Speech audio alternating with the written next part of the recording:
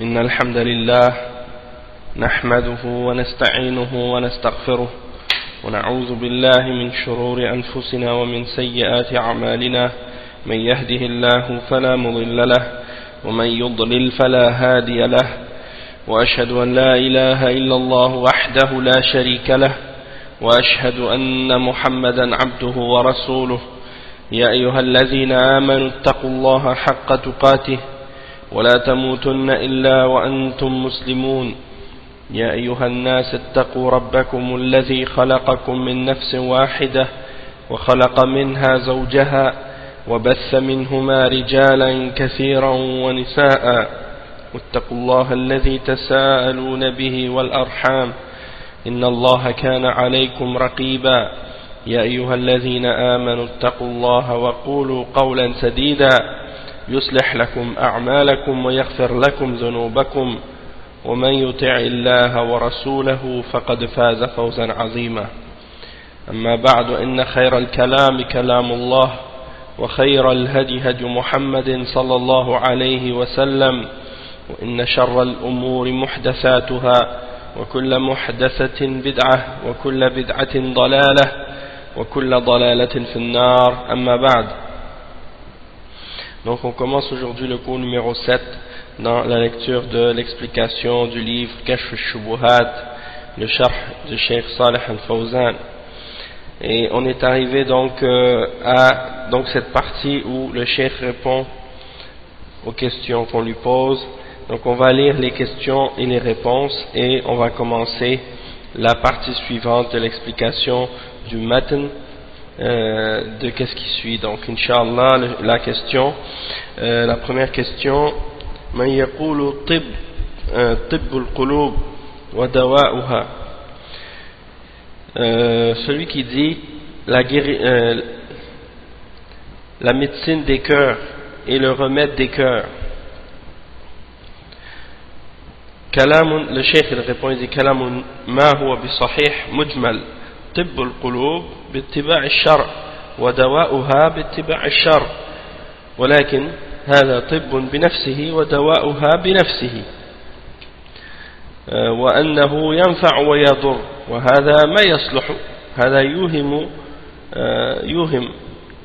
يوهم يكفي أن تقول اللهم صل على محمد وعلى آل محمد أو تقول اللهم صل على محمد النبي الأمي. Donc ça c'est une question qui a été posée au cheikh par rapport au fait de dire la médecine des cœurs ou bien le remède des cœurs.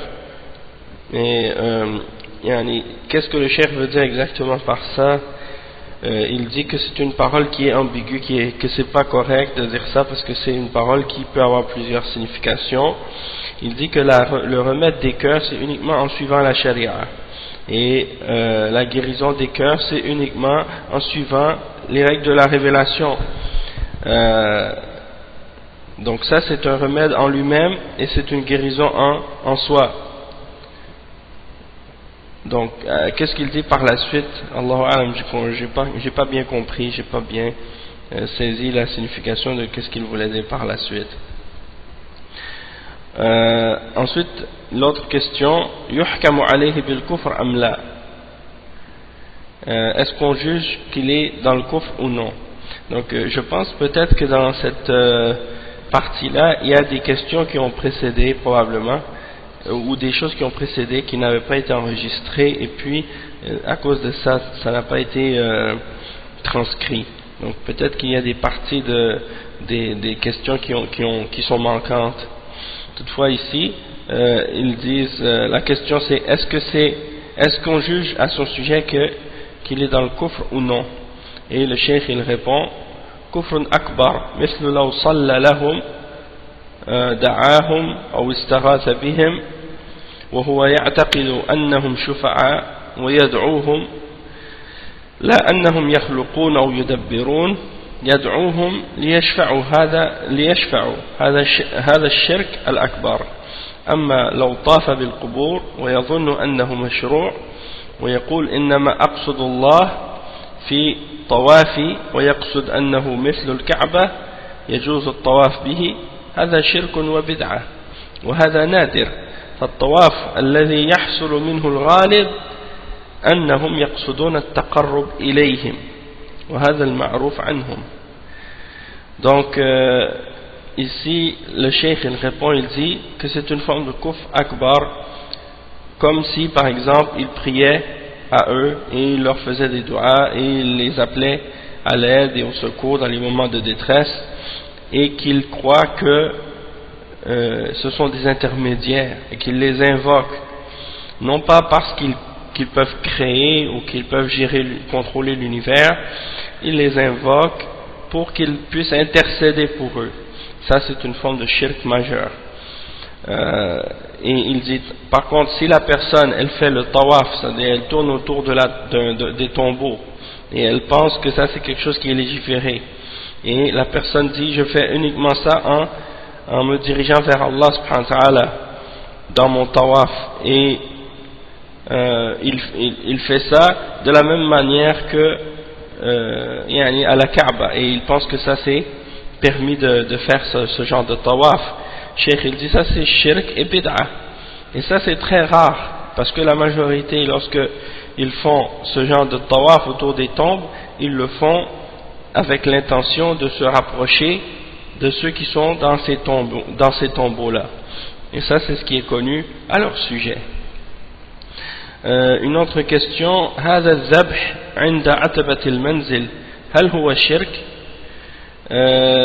La question c'est celui qui sacrifie un animal ou qui égorge un animal au seuil de la porte, sur le seuil de la porte d'une maison, est-ce que ça c'est shirk? Le cheikh il répond al-jawab هذا للجن هذا يفعلونه للجن هذا شرك أكبر هذا عبادة للجن. Donc le cheikh il dit ça, ils font ça pour le djinn, et c'est pour le djinn qu'ils le font, donc c'est une forme de shirk majeur. Ça fait partie de l'adoration des djinns.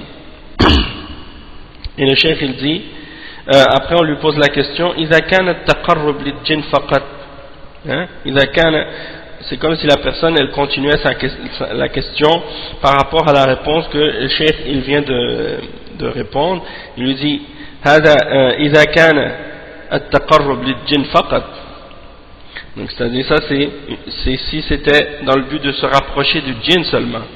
Et le cheikh il répond al-jawab لا هم يقولون للجن هم يقولون للجن حتى يكفون شرهم نذبح لهم حتى لا يؤذوننا في بيوتنا وهذا قصدهم وهذا يفعل في الجنوب ولكن زال والحمد لله. Le cheikh il répond, il dit que c'est pas nécessaire que la personne elle le fasse dans le but de se rapprocher du djinn seulement. Il dit non, parce que eux qu'est-ce qu'ils font en fait, c'est qu'ils disent au djinn, ou bien qu'est-ce qu'ils font comme sacrifice sur le pied de la maison en disant qu'ils veulent repousser le mal du djinn. Donc ils égorgent pour les djinns l'animal pour que les djinns ne leur fassent pas du tort dans leur maison. C'est ça leur but. Et ça c'est quelque chose qui était fait dans le sud, et maintenant ça a été enrayé maintenant. C'est-à-dire les gens maintenant ils le font plus, walhamdulillah. Sauf que dans d'autres pays musulmans, il y a des gens qui font ça. Quand ils construisent une maison ou ils font un projet de construction ou quelque chose comme ça, eh bien ils sacrifient ou ils égorgent un animal à cet endroit-là dans le but de calmer les djinns ou d'apaiser les djinns, ou de faire en sorte que les djinns ne leur fassent pas du tort ou des choses comme ça. Et donc ça c'est courant pour les catégories de personnes qui adorent les djinns. Ensuite, il y a une autre question qui a été posée au cheikh. كثير من الطلبة يفهم من الشرك أنه طلب قضاء الحاجة من الأموات, وأنه إذا طلب من الميت الشفاعة والدعاء يعني يدعو له يقول هذا ليس من الشرك لكن يكون بدعة. Donc l'autre question qui a été posée au cheikh, et ça c'est une question aussi importante, il dit que beaucoup d'étudiants, ils comprennent que le shirk c'est le fait de demander aux morts de régler nos besoins et de faire qu'est-ce qu'on a, de nous donner qu'est-ce qu'on leur demande. Et que s'ils demandent aux morts l'intercession et l'invocation, il dit ça c'est un dua pour lui. Donc pour eux ils considèrent que ça c'est pas shirk mais que c'est bid'a. Donc le cheikh il répond الجواب هذا من الشرك الأكبر لا يستطيعون أن يدعوا له ولا يشفعوا له كلهم مرتهنون بأعمالهم والدعاء والشفاعة تكون في حياته ولهذا لما استسقى عمر بالصحابة لم يستسقي بالنبي صلى الله عليه وسلم يشفع لهم وإنما استسقوا بالعباس ويزيد بن الأسود وبالدعاء ولو كان هذا شرعي لاستقوا بالنبي صلى الله عليه وسلم وقالوا ادع لنا يا رسول الله. Donc la réponse à cette question, le cheikh il dit, si tu demandes à un mort de faire des doigts pour toi, ou tu demandes à un mort d'intercéder pour toi, ça c'est du shirk akbar. C'est pas seulement une bid'a, hein, c'est un shirk akbar, une forme de shirk majeur. Parce qu'ils ne sont pas capables d'invoquer pour toi, ni d'intercéder pour toi lorsqu'ils sont morts. Eux, ils sont maintenant pris en otage par leurs œuvres. C'est-à-dire du moment qu'ils sont morts, c'est-à-dire ils sont pris en otage eux-mêmes par leurs œuvres, par les actions qu'ils ont faites. Et ensuite il dit, l'invocation et l'intercession, ça c'est durant leur vie, quand ils étaient vivants. On pouvait leur demander durant leur vie d'intercéder pour nous ou de faire des doigts pour nous. Mais lorsqu'ils sont morts, on ne peut plus leur demander et ils ne peuvent plus faire rien pour nous. C'est pour cette raison-là que lorsque Omar ibn al-Khattab radiyallahu anhu, lorsqu'il avait besoin de faire al-istisqa, hein, de demander à Allah subhanahu wa ta'ala pour la pluie, eh bien il n'a pas demandé par le prophète sallallahu alayhi wa sallam que la pluie tombe, hein, et il n'a pas demandé l'intercession, il n'a pas demandé au prophète sallallahu alayhi wa sallam d'intercéder pour eux après sa mort. Qu'est-ce qu'il a fait? Il est allé voir l'oncle du prophète, Al-Abbas, et il est allé voir dans une autre occasion, c'était Yazid ibn al-Aswad, et c'est eux qui ont fait les du'a, et c'est à eux qu'ils ont demandé de faire la demande de la pluie, et par l'invocation également. Donc si c'était légiféré dans l'islam de faire la demande de la pluie par le prophète sallallahu alayhi wa sallam, même après sa mort, alors Omar ibn al-Khattab n'aurait pas demandé à des gens qui sont vivants, il n'aurait pas laissé le prophète Mohammed sallallahu alayhi wa sallam, hein, il aurait dit directement au messager d'Allah, demande pour nous, invoque pour nous, hein. Donc ça c'est un exemple, hein, comment on répond à ces questions-là. Une autre question qui a été posée au cheikh, Su'al, Ya Cheikh, سيدي عبد القادر الجيلاني هذا الذي ذكره شيخ الإسلام كان في أي سنة؟ الجواب أظنه في القرن السادس. ما ذكر الشيخ محمد بن عبد الوهاب عن الشيخ عبد القادر شيء؟ الجواب من العلماء له أغلاط وله أخطاء مثل غيره نسأل الله أن يوفق الجميع. المقصود أن من أهم الأمور في حق المؤمن أن يطلب العلم وأن يتفقه في الدين. Donc le cheikh il dit, on lui pose la question au cheikh à propos de Sidi Abdul Qadir al-Jilani, celui que Ibn Taymiyyah, Cheikh al-Islam Ibn Taymiyyah a mentionné. Il était en quelle année? La réponse, ou bien il ne parle pas d'Ibn Taymiyyah, il parle peut-être du Cheikh Mohammed ibn Abdul Wahhab, celui qu'il a mentionné, parce que dans le texte il a parlé de ceux qui appelaient ou invoquaient Abdul Qadir al-Jilani. Donc celui dont il a parlé, dans quel siècle il est né, ou à quelle année il est né, et le cheikh il répond, il dit je crois que c'était dans le 6e siècle. Et ensuite une autre question, il dit le cheikh Mohammed ibn Abdul Wahhab n'a rien mentionné à propos de Abdul Qadir. Et Cheikh Bin Baz il répond, il dit il fait partie des ulama, il a des erreurs et des fautes comme d'autres que lui, et on demande à Allah subhanahu wa ta'ala de donner le succès à tous. Ensuite le cheikh il commence à faire un petit rappel sur l'importance de la science et de chercher la science. Donc il dit المقصود من أهم الأمور في حق المؤمن أن يطلب العلم وأن يتفقه في الدين وإذا يسر الله له الدروس في العشاء أو في العصر أو في أي وقت فمن نعم الله العظيمة فليحضرها ويستمع ويستفيد ويسأل والله عز وجل يقول في كتابه العظيم شهد الله أنه لا إله إلا هو والملائكة وأولو العلم قائما بالقسط فأولو العلم هم الذين عرفوا الله وعرفوا حقه وعرفوا دينه والعلم لا يحصل إلا بالتعلم يقول وما خلقت الجن والإنس إلا ليعبدون والعبادة لا تكون إلا بالعلم قال النبي صلى الله عليه وسلم من سلك طريقا يلتمس فيه علما سهل الله له طريقا إلى الجنة وقال صلى الله عليه وسلم من يريد الله به خيرا يفقهه في الدين. Donc le cheikh il répond ici, le but c'est d'expliquer que parmi les choses les plus importantes pour le croyant c'est qu'il recherche la science et qu'il cherche la compréhension de la religion.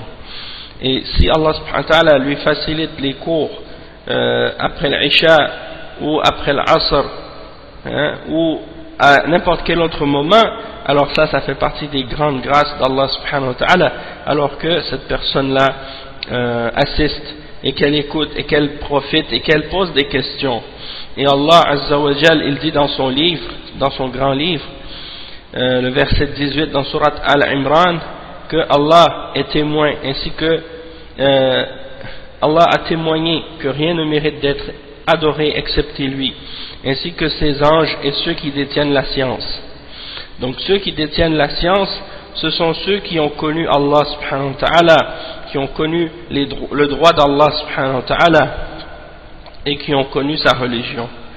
Et la science ne peut être obtenue que par l'étude et l'apprentissage. Il mentionne ensuite le verset 56 dans Surat Al-Zariyat, dans lequel Allah subhanahu wa ta'ala dit et je n'ai créé les djinns et les hommes que pour qu'ils m'adorent. Et l'adoration ne peut être que par la science. C'est-à-dire tu ne peux pas adorer Allah sans la science. Et le prophète sallallahu alayhi wa sallam a dit celui qui emprunte un chemin dans lequel il obtiendra la science, eh bien Allah subhanahu wa ta'ala lui facilitera par ce chemin un chemin vers le paradis. Et il mentionne un autre hadith dans lequel le prophète sallallahu alayhi wa sallam a dit celui à qui Allah lui veut du bien, il lui facilite, il lui donne la compréhension de la religion. Celui à qui Allah lui veut du bien, il lui donne la compréhension de la religion. Le cheikh dit ensuite فَالتَّفَقُّهُ فِي الدِّينِ هو طريق العبادة وهو طريق السعادة وهو طريق معرفة ما يحبه الله وما يكرهه الله وما أوجبه الله وما نهى الله عنه فكل مكلف من جن وإنس يلزمه التعلم والتفقه في كل ما لا يسعه جهله حتى يعرف ما خلق له من طاعة الله وما نهى عنه من معاصي الله وحتى يعبد الله على بصيرة. Donc le cheikh il dit que d'avoir la compréhension de la religion c'est la voie de l'adoration et c'est la voie du bonheur et c'est la voie de la connaissance de ce que Allah subhanahu wa ta'ala aime et de ce qu'il déteste et de ce qu'il a rendu obligatoire et de ce qu'il a interdit. Donc toute personne qui atteint l'âge de responsabilité et de compréhension et de conscience, qu'il soit un djinn ou qu'il soit un être humain, il est obligatoire pour lui, il s'impose à cette personne d'étudier et d'apprendre sa religion et de connaître et d'apprendre et de connaître tout ce qu'il n'a pas le droit d'ignorer, hein, pour qu'il puisse savoir la chose pour laquelle ou le but pour lequel il a été créé, hein, comme parmi les différentes formes d'obéissance d'Allah et la connaissance de ce que Allah lui a interdit parmi les péchés et la désobéissance d'Allah, et pour qu'il puisse adorer Allah subhanahu wa ta'ala avec compréhension. Ça, c'est ce qui est obligatoire. Le cheikh il dit هذا واجب على جميع المكلفين من الجن والإنس من الرجال والنساء أن يتفقهوا في الدين وأن يتعلموا، وذلك عن طريق القرآن بتدبر القرآن والإكثار من تلاوته والسؤال عما أشكل، ومن طريق سنة الرسول صلى الله عليه وسلم وأحاديثه، ومن طريق ما يقع من الخطب في الجمع والدروس في المساجد والمواعظ والمحاضرات. هذه هي الطرق التي يعلم بها الدين ويعرف بها ما شرع الله وما أمر الله. Le cheikh il dit, ça c'est qu'est-ce qui est obligatoire pour toute personne qui est responsable, qui a atteint un âge de compréhension et de responsabilité parmi les djinns et parmi les hommes, parmi les djinns et parmi les humains, parmi les hommes et les femmes. Ils doivent tous apprendre leur religion et chercher la compréhension de leur religion. Et ça se fait par le chemin de la lecture du Coran avec méditation, hein, et c'est-à-dire que tu lis le Coran et tu essaies de le comprendre, tu essaies de réfléchir sur sa signification et tu le récites constamment et régulièrement, et tu demandes des questions au sujet de ce que tu ne comprends pas dans le Coran. Et également, ça se fait par la voie de la sunna du messager sallallahu alayhi wa sallam et la lecture de ses hadiths, hein? Et également, ça se fait par la voie des discours de la prière du vendredi, lorsque tu vas écouter l'imam dans les discours du vendredi et dans les cours, dans les mosquées qui se donnent, de même que les exhortations et les conférences. Toutes ces méthodes, toutes ces techniques sont des moyens pour obtenir la compréhension et la science de la religion, et dans le but de connaître ce que Allah subhanahu wa ta'ala a révélé et légiféré et ordonné. Le cheikh il dit ensuite فالواجب على المكلفين أن يجتهدوا في هذه الأشياء حتى يعلموا ما أوجب الله عليهم وما حرم الله عليهم وأعظم ذلك وأيسره وأسأله العناية بالقرآن. يستطيع يقرأ القرآن في بيته ويتدبر ويتعقل، وكذلك يسمع إلى إذاعة القرآن فيها قراء مجيدون، فيها مواعظ. إذاعة القرآن فيها خير كثير عظيم، فيها مواعظ وفيها محاضرات وقراءة القرآن والتفسير، ونور على الدرب في الساعة 9:30 ليلا خير عظيم. Le cheikh il dit qu'il est obligatoire à toute personne qui atteint l'âge de conscience, de responsabilité, il doit faire des efforts pour apprendre et pour comprendre ce que Allah a rendu obligatoire pour lui et ce qu'il a interdit, ce qu'il lui a interdit. Et parmi les choses encore plus grandes et plus faciles encore, il y a par exemple le fait de se préoccuper et de s'attacher au Coran. Et toute personne est capable de lire le Coran dans sa maison et de réfléchir sur sa signification. De même que la personne peut écouter la radio, la station Ida'atul Qur'an en Arabie Saoudite, et dans cette station de radio il y a des récitateurs qui récitent très bien, et il y a aussi des exhortations. Et Ida'atul Qur'an, cette station de radio, il y a dedans un grand bien, et il y a des exhortations, des conférences, de la récitation du Coran et de l'explication du Coran, de tafsir, Et il y a également l'émission Nourun ala Darb qui passe à 9h30 le soir, et il y a dans cette émission un grand bien. C'est une émission où les ulama assistent et on leur pose des questions sur toutes sortes de sujets, de questions sur différentes choses, et eux ils répondent directement. Donc ça c'est une émission très très intéressante aussi. Après le cheikh il dit فيجب على أهل العلم ويجب على العامة أن يتعلموا الرجال والنساء الجن والإنس. الجن خلقوا لها والإنس خلقوا لهذا. الجن خلقوا لهذا والإنس خلقوا لهذا. فعلى الإنس والجن جميعا أن يتعلموا ويتفقهوا في الدين، وأن لا يتساهلوا في هذا الأمر، سواء كانوا رجالا أو نساء، سواء كانوا معذورين أو غير معذورين من جهة الأمراض وغيرها. فالمعذور الذي لا يحضر الدروس في المساجد يسمع إذاعة القرآن، يسأل بالهاتف ويكتب إلى العلماء ويقول أشكل علي كذا، والآن يسر الله الهاتف فهو نعمة من الله، ويسأل عن طريق الهاتف ويسأل عن طريق المكاتبة، يوصي ثقة يقول اسأل فلان عما أشكل علي من كذا وكذا.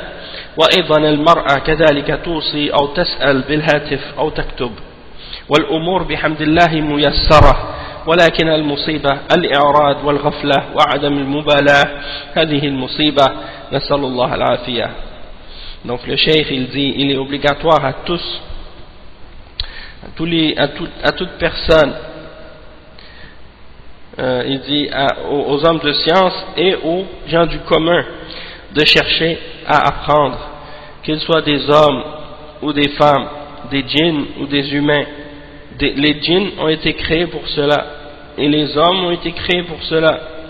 Alors les hommes et les djinns tous doivent apprendre et chercher la compréhension de la religion, et ils ne doivent pas prendre ça ils ne doivent pas prendre ça à la légère et négliger cette chose, qu'ils soient des hommes ou des femmes, peu importe qu'ils soient excusés ou non à cause des maladies ou des choses de ce genre, c'est-à-dire qu'ils soient excusés de se présenter dans les cours ou non. La personne qui est excusée de ne pas assister au cours à la mosquée, il peut écouter la radio et écouter les durous qui se donnent à la radio, ou il peut téléphoner pour poser la question par téléphone, ou il peut écrire aux ulama et leur demander sur les questions sur des choses qui leur causent des problèmes ou qui est compliqué pour eux. Et le cheikh il dit qu'aujourd'hui Allah subhanahu wa ta'ala a facilité par le téléphone, et ça c'est une grande grâce de la part d'Allah subhanahu wa ta'ala. Il demande par téléphone ou il demande par écrit, ou bien il donne la charge à quelqu'un qui est de confiance et qui est fiable, pour que cette personne pose la question pour elle à propos de ce qu'il a comme difficulté à comprendre dans la religion. De même que la femme également, elle peut demander à quelqu'un de poser la question pour elle, ou bien elle peut elle-même demander la question par téléphone ou par écrit.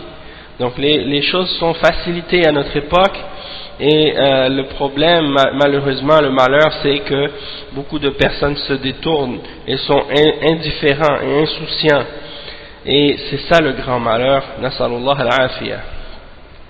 Donc ça c'était un bon rappel du Cheikh Ibn Baz à propos de l'importance de la quête du savoir et de la science de l'islam. Ensuite, il y a d'autres questions qui ont été posées. La question suivante: بالنسبة لدعوة القبوريين هناك ناس يخالفون ويقولون نحن ندعوهم إلى الله عز وجل ومع ذلك يطوفون معهم، فهل هذه الطريقة صحيحة وهل منهجهم صحيح؟ On a posé la question au cheikh à propos de la da'wa de ceux qui sont en train d'adorer les tombes. Lorsqu'on veut appeler des gens qui sont adorateurs de tombes, il y a des gens qui qui ne sont pas d'accord avec eux, qui ne sont pas d'accord avec eux dans l'adoration des tombes, et ils disent nous on les appelle à Allah, et malgré ça ils vont et ils tournent autour des tombes avec eux, ils font le tawaf autour des tombes avec eux. Est-ce que cette méthode elle est bonne? Est-ce que leur méthodologie elle est correcte? Et le cheikh il répond إذا جلس بينهم يعلمهم مثل ما كان يجلس النبي صلى الله عليه وسلم مع المشركين ويعلمهم إذا جلس للتعليم ما يأخذهم أصدقاء إذا جلس معهم وبقي معهم وخالطهم أو حاضر فيهم يدعوهم هذا الواجب عليه. نعم. من هؤلاء من يطوف معهم؟ من هؤلاء من يطوف معهم. الجواب لماذا يطوف معهم؟ لا يطوف معهم هذا غلط، لا يطوف بالقبور ولكن يعلمهم ويرشدهم ويقول هذا منكر، وأنه إذا طفت تقربا إلى صاحب القبر هذا شرك أكبر، وأن هذه عقيدة المشركين يطوفون يتقربون لصاحب القبر هذا معروف عنهم. Donc ils ont posé la question au cheikh à propos de ceux qui disent qu'ils veulent appeler les gens qui adorent les tombes à Allah, puis ils font ça en faisant le tawaf autour des tombes avec eux. Est-ce que cette méthode-là elle est correcte? Et en fait ils parlent de jama'at tabligh comme on va voir plus tard.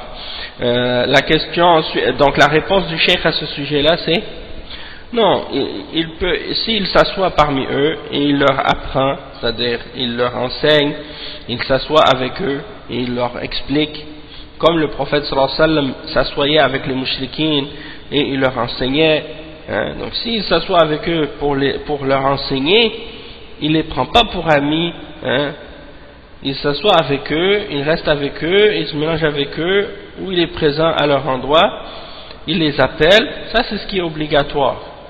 Et la question ensuite c'est, parmi ceux-là, il y en a qui font le tawaf avec eux. Et le cheikh il répond, il dit pourquoi ils font le tawaf avec eux? Non, tu fais pas le tawaf avec eux, ça c'est une erreur. On ne doit pas faire le tawaf autour des tombes et tourner autour des tombes. Mais on leur apprend, on les oriente. On dit ça c'est quelque chose de mauvais. Si tu fais le tawaf en te rapprochant de la personne qui est dans la tombe, eh bien ça c'est une forme de shirk majeur, et ça c'est la aqida des mouchriquines qui font le tawaf et qui cherchent à se rapprocher de la personne dans la tombe, et ça c'est connu à leur sujet. Ensuite il y a une autre question. من يفعل ذلك يقول أن منهجهم الترغيب طوافه معهم دعوة للشرك. Donc la question ensuite, il y en a qui font ça, c'est-à-dire ils font le tawaf avec eux et ils disent que leur méthodologie c'est par l'encouragement, l'incitation à faire le bien, et donc ils vont avec eux, ils font la même chose qu'eux, puis après ça ils essaient de les amener à l'islam.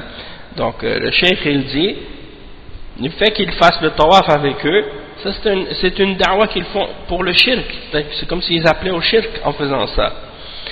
Et le cheikh on lui pose la question, ya cheikh مثل بعض الدعاة التبليغ في الهند وباكستان يقولون هذا. Il y en a des gens en Inde et au Pakistan parmi les gens de tabligh qui font ce genre de choses, ils disent ce genre de choses, c'est-à-dire ils vont avec ceux qui font le tawaf, ils font le tawaf avec eux pour soi-disant les appeler à l'islam et à appliquer la religion. La réponse, le cheikh il dit ما بلغني عنهم أنهم يطوفون معهم بالقبور ولكن من فعل هذا فهو ضال مضل نعوذ بالله. Donc le cheikh il répond, il dit on ne m'a pas transmis cela à leur sujet qu'ils faisaient le tawaf avec eux autour des tombeaux, mais celui qui fait ça c'est un égaré et un égareur, na'oudhu billah.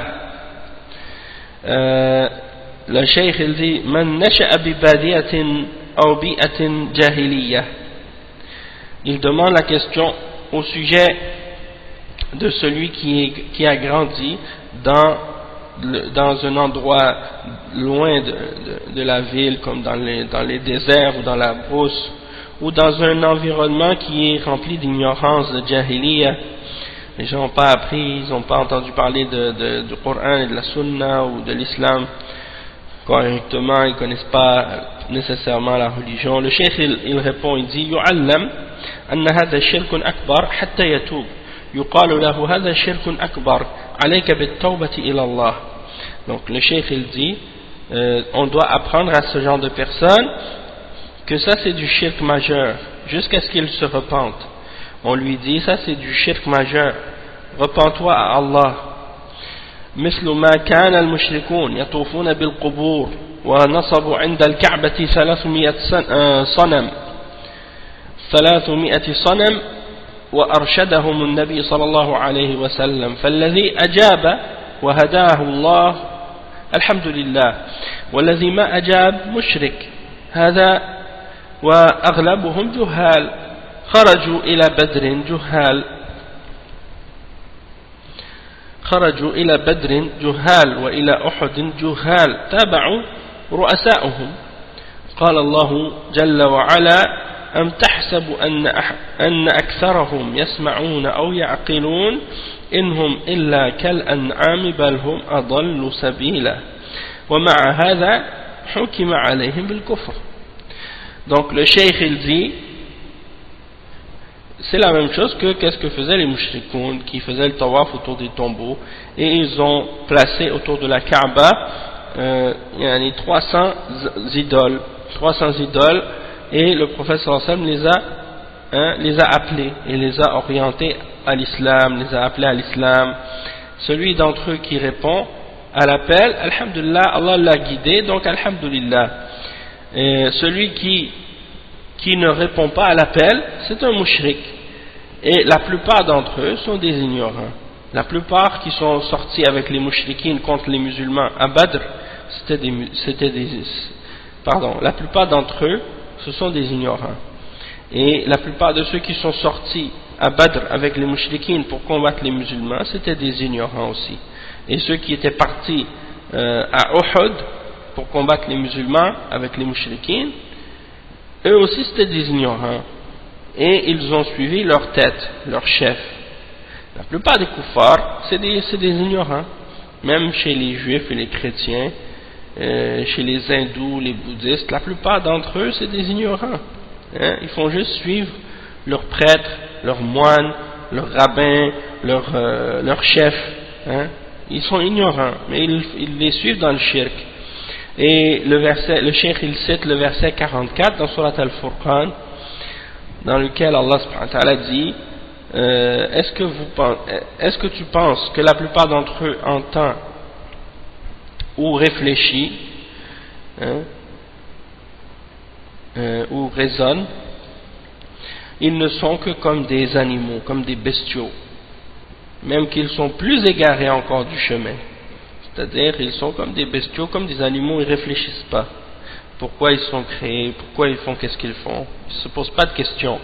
Ils vivent leur vie tous les jours, quotidien, comme ils se lèvent le matin, ils mangent, ils dorment le soir, ils se relèvent le lendemain, ils mangent, et ils dorment le soir, et ils ne se posent jamais la question, mais pourquoi j'existe, pourquoi je vis, pourquoi je fais qu'est-ce que je fais, pourquoi je prie à des statues, pourquoi je prie à des idoles. Ils ne se posent pas la question, c'est des gens comme ça. Et Allah subhanahu wa ta'ala il nous les a décrits de cette manière-là. La plupart d'entre eux, ils ne réfléchissent pas, ils ne se posent pas de questions. Ils font qu'est-ce que leur chef ou la société leur ordonne de faire, et ils suivent comme des moutons. C'est ça la plupart d'entre eux. Et le cheikh il dit, en terminant, il dit وَمَعَ هَذَا حُكِمَ عَلَيْهِمْ بِالْكُفْرِ. Et malgré cela, Allah subhanahu wa ta'ala a jugé que ce sont des gens qui sont dans le kufr, malgré l'ignorance. Donc l'ignorance ici, c'est pas quelque chose qui empêche qu'on dise de ces mouchrikines là que ce sont des gens qui sont dans le kufr. Donc c'est ça que le cheikh explique ici. Parce qu'il y a des gens qui vont dire par exemple, non, les chrétiens c'est pas des kuffars parce qu'ils sont ignorants, les juifs c'est pas des kuffars parce que c'est des ignorants. les bouddhistes c'est pas des kuffars parce que c'est des ignorants. Les gens qui adorent les tombes c'est pas des kuffars parce que c'est des ignorants. Donc à la base ce sont tous des ignorants, mais malgré tout Allah subhanahu wa ta'ala les avait décrits comme étant des kuffars et des mushrikines. Donc c'est ça le raisonnement que le cheikh essaie de mentionner. سؤال ما ذكره الشيخ التويجري في جماعة التبليغ. C'est-à-dire on a posé la question à propos de ce que le cheikh Hamoud al-Tuwayjiri a mentionné au sujet de Jama'at al-Tabligh. Et le cheikh il répond, il dit man arafa minhum hujjatan ala man lam ya'rif wa man alima minhum yakunu hujja. Donc le cheikh bin Baz il répond, il dit celui qui a su il est une preuve sur celui qui n'a pas eu la connaissance ou celui qui ne sait pas. Celui qui sait est une preuve contre celui qui n'a pas de connaissance. Celui qui sait est une preuve. Donc c'est-à-dire que Cheikh Hamoud al-Tuwayjiri il a écrit un livre sur Jama'at al-Tabligh. Il a mentionné leurs égarements et leurs fausses croyances, leurs fausses pratiques, leurs bid'a, hein? Et donc lui il s'est basé sur des connaissances qu'il avait à propos de Jama'at al-Tabligh. Et donc étant donné que il avait plus de connaissances sur eux que d'autres, eh bien ce qu'il a dit c'est une preuve par rapport à celui qui est ignorant à leur sujet, ou qui a des informations à leur sujet mais qui ne sont pas complètes, parce qu'il y a beaucoup de gens comme ça, ils se basent sur des connaissances limitées ou incomplètes. Et puis après le Cheikh Hamoud al-Tuwayjiri c'est un exemple parmi les ulama qui ont mentionné les égarements de Jama'at al-Tabligh dans un livre qu'il a écrit à leur sujet, et il y a d'autres ulama aussi qui ont parlé.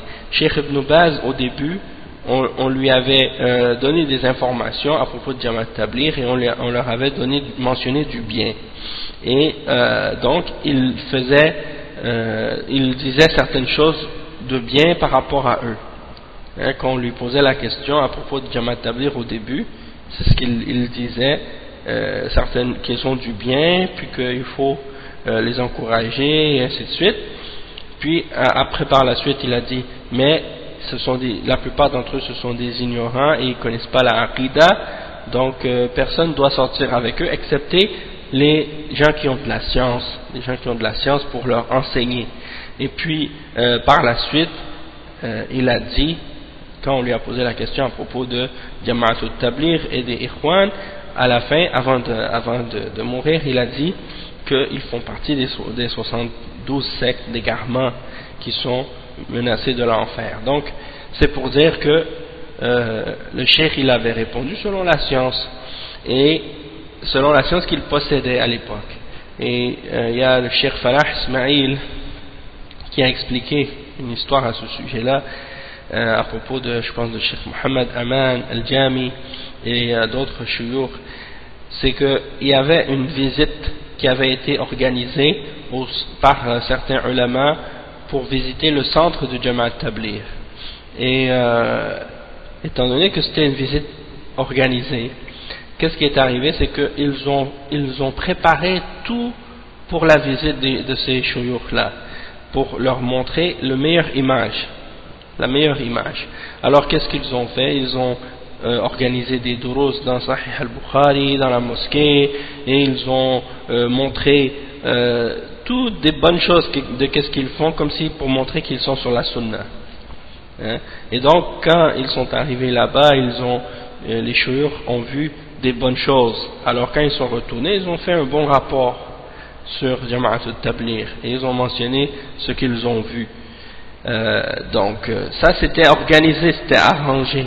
La personne qui part là-bas et qu'il ne va pas comme faire une visite officielle, il va aller sans être invité ou sans prévenir, il va voir une autre réalité, parce qu'ils ne vont pas savoir justement, ils ne vont pas se préparer. Et c'est ça ce qui est arrivé par la suite. Alhamdulillah, il y a d'autres shuyukh qui sont partis, qui n'étaient pas invités de cette façon-là, et ils ont vu la réalité de ce qui se passait chez ces gens-là, et également il y en a aussi qui faisaient partie de Jama'at al-Tabligh et qui étaient même parmi les gens qui étaient élevés en degré dans ce groupe, hein, qui avaient même donné une bay'a, hein, parce qu'ils ont une bay'a. Et donc qu'est-ce qui est arrivé? Ils ont quitté ce groupe par la suite, ils ont vu leurs égarements et ils ont écrit des livres et des rapports pour clarifier la réalité de ce groupe et qu'est-ce qu'il y a comme égarement et comme ignorance dedans. Et donc par la suite les ulama comme Cheikh Ibn Baz et d'autres ont connu la réalité de qu'est-ce qui était dans ces jama'at, et c'est là qu'ils ont averti les musulmans, mis en garde les musulmans contre ce genre de groupe d'égarement. Donc c'est très important de comprendre ça, parce que eux ils vont Jama'at Tabligh, qu'est-ce qu'ils font maintenant?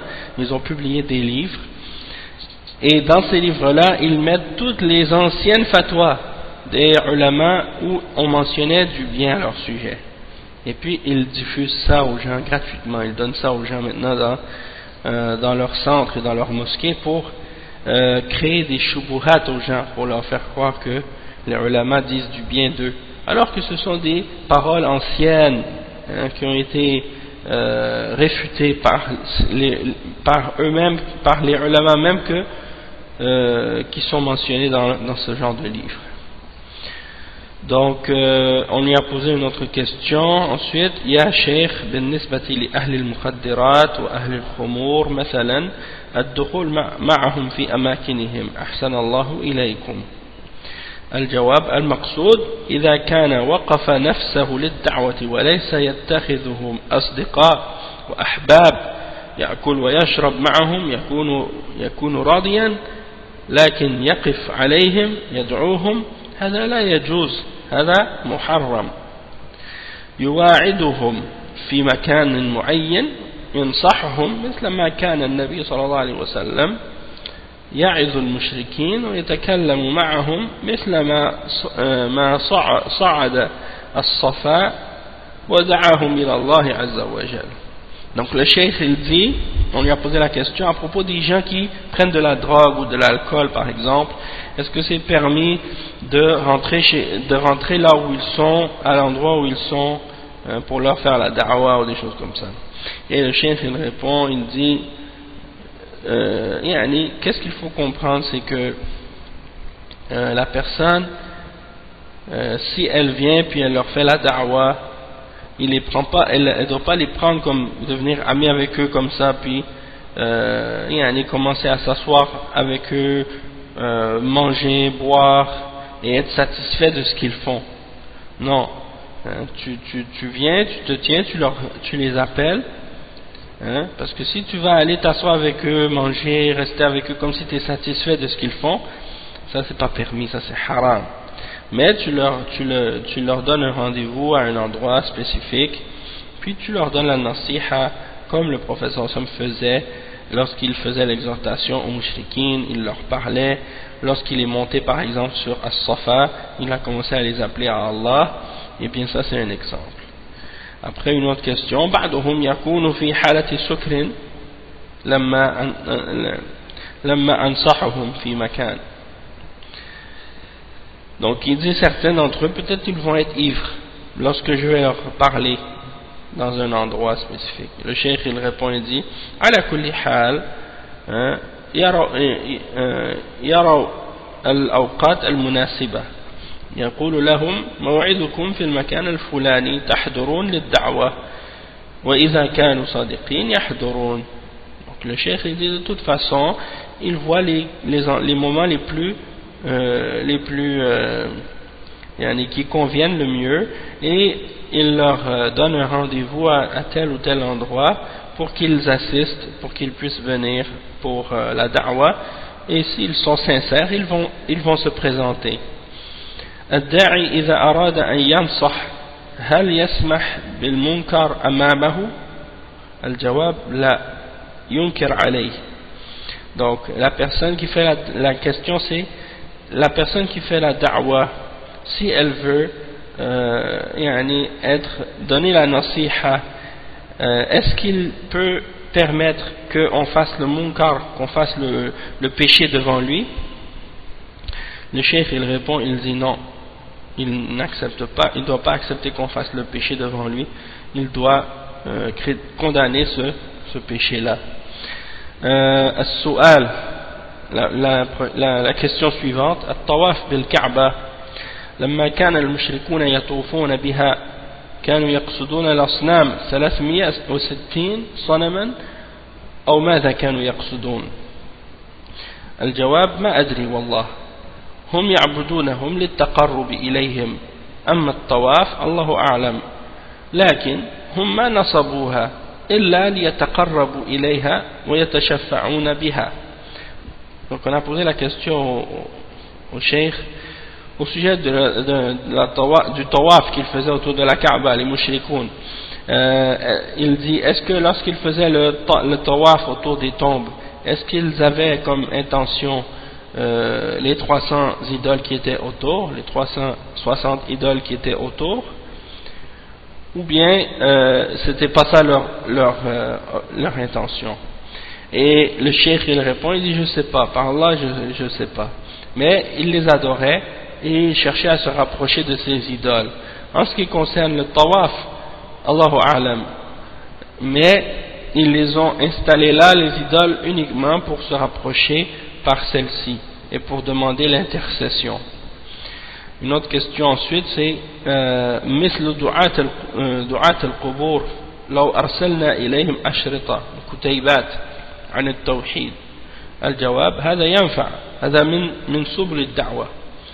Quelqu'un a posé la question par rapport aux gens qui adorent les tombes et qui appellent à l'adoration des tombes. Il dit, si on leur envoyait des cassettes audio et des petits livres sur le tawhid, le cheikh il répond, il dit ça c'est quelque chose de bénéfique et ça fait partie des moyens de faire la da'wa.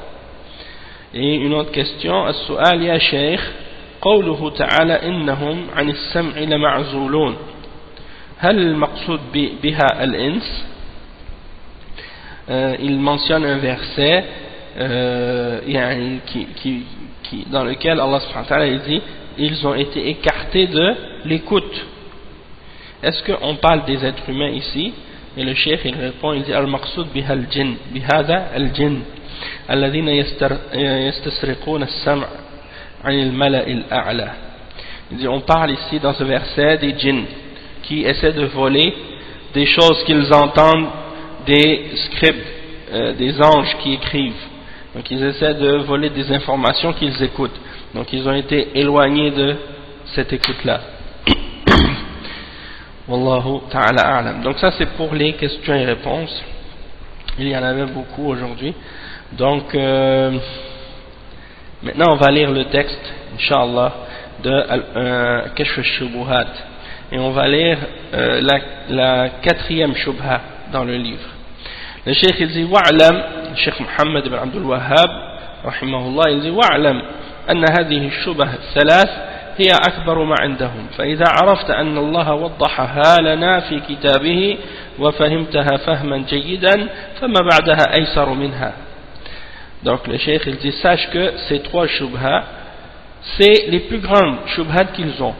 Donc si tu as compris que Allah subhanahu wa ta'ala les a clarifiés dans son livre et que tu as compris ça de façon claire et bien que tu les as bien compris, sache que ce qui vient par la suite est encore plus facile à comprendre.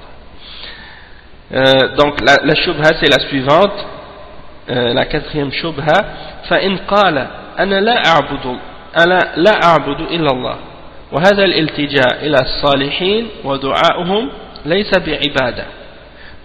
Donc c'est ça leur shubha, c'est-à-dire ils nient que ils nient l'adoration des hommes pieux et que ils nient que ce qu'ils font pour les hommes pieux c'est une adoration, malgré qu'ils les invoquent et qu'ils égorgent des animaux pour eux, ils sacrifient pour eux. Donc ils disent par exemple, et si le cheikh il dit, et si il dit moi je n'adore que Allah. Et le fait que je demande le refuge aux hommes pieux et que je les invoque, ça c'est pas de l'adoration.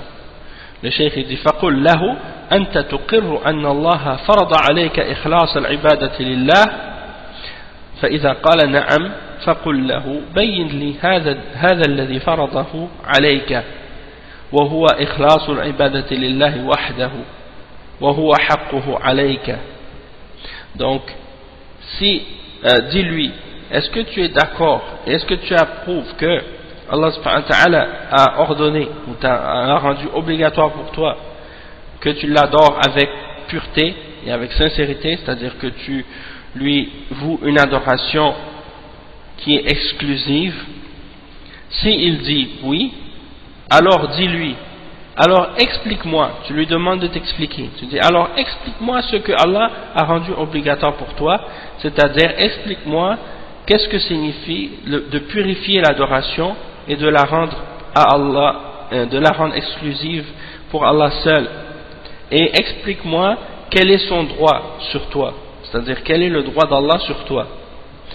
Le cheikh dit ensuite فإن كان لا يعرف العبادة ولا أنواعها فبينها له بقولك قال الله تعالى ادعوا ربكم تضرعا وخفية إنه لا يحب المعتدين فإذا أعلمته بها فقل له هل علمت هذه عبادة الله فلا بد أن يقول نعم والدعاء مخ العبادة. Donc le cheikh ensuite il dit, si il te dit si tu vois qu'il ne sait pas ce qu'est l'adoration et il ne connaît pas non plus les différentes catégories de l'adoration, alors explique-lui qu'est-ce que l'adoration en mentionnant le verset dans lequel Allah subhanahu wa ta'ala il dit ud'u rabbakum tadarru'an wa khufya innahu la yuhibbul mu'tadin, c'est le verset 55 dans sourate Al-A'raf, dans lequel Allah subhanahu wa ta'ala il dit invoquez votre Seigneur en toute humilité et recueillement et avec discrétion, certes il n'aime pas les transgresseurs. Invoquez votre Seigneur en toute humilité et recueillement et avec discrétion. Donc si tu lui as expliqué qu'est-ce que c'est l'adoration, que c'est de faire des doigts, de faire des différentes formes d'adoration, toutes les différentes formes d'adoration qui sont mentionnées dans le Coran et dans la Sunna, tu lui as expliqué ça, alors tu lui dis est-ce que tu sais que de faire les doigts et d'invoquer Allah de cette façon, que ça c'est une adoration? Alors il faut absolument qu'il te réponde oui, parce que le doigt c'est le cœur de l'adoration, c'est le centre même de l'adoration. Ad-du'a ou al-ibada, l'invocation c'est l'adoration, et dans le cheikh il dit que c'est dans la parole qu'il mentionne, c'est tiré d'un hadith qui est pas authentique, mais sa signification elle est vraie, c'est que l'adoration c'est le centre, le du'a, l'invocation c'est le centre de l'adoration, ou la pulpe de l'adoration si tu veux, et il y a une autre narration qui est authentique qui dit ad-du'a huwa al-ibada, le du'a c'est l'adoration. Donc c'est pour dire que s'il dit que l'invocation c'est de faire des invocations pour les hommes pieux, c'est pas une adoration, tu lui mentionnes qu'est-ce que c'est l'adoration et tu lui mentionnes ce verset là, tu lui expliques, si tu ça, est-ce que c'est pas une adoration? Il faut qu'il dise oui. Le cheikh il dit ensuite فقل له إذا أقررت أنها عبادة ودعوت الله ليلا ونهارا خوفا وطمعا ثم دعوت في تلك الحاجة نبيا أو غيره هل أشركت في عبادة الله غيره؟ فلا بد أن يقول نعم. فقل له فإذا علمت بقول الله تعالى فصل لربك وانحر وأطعت الله ونحرت له هذا عبادة؟ فلا بد أن يقول نعم. فقل له إذا نحرت لمخلوق نبي أو جن أو غيرهما هل أشركت في هذه العبادة غير الله فلا بد أن يقر ويقول نعم. فقل له أيضا المشركون الذين نزل فيهم القرآن هل كانوا يعبدون الملائكة والصالحين واللات وغير ذلك فلا بد أن يقول نعم.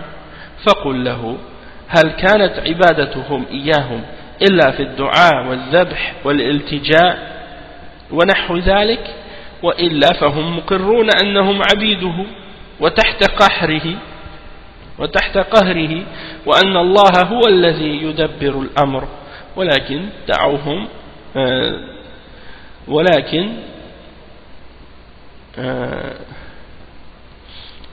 دعوهم والتجأوا إليهم للجاه والشفاعة وهذا ظاهر جدا. Donc la suite c'est comme si le cheikh il argumente avec eux, il leur mentionne pour leur montrer que ce qu'ils disent c'est une contradiction, pour leur montrer que l'adoration, qu'est-ce que c'est l'adoration, pour qu'ils voient par eux-mêmes leur contradiction. Donc il dit, donc si tu as su que c'est une adoration et que tu invoques, tu as su que l'invocation c'est une adoration, tu es d'accord avec ça, et que tu invoques Allah nuit et jour par crainte et par espoir, puis que par la suite tu invoques pour avoir un besoin quelconque un prophète ou autre, est-ce que dans ce cas-là tu as associé avec Allah dans son adoration? Est-ce que tu as associé avec Allah autre que lui dans l'adoration? Il faut absolument qu'il te réponde oui. Et tu lui dis ensuite, et si tu as su que Allah a dit dans le verset 2 dans Surat Al-Kawthar, et prie pour ton Seigneur et sacrifie pour lui, immole pour lui, et que tu obéis à cet ordre d'Allah et que tu vas immoler ou sacrifier un animal, est-ce que ça c'est une adoration que tu as fait?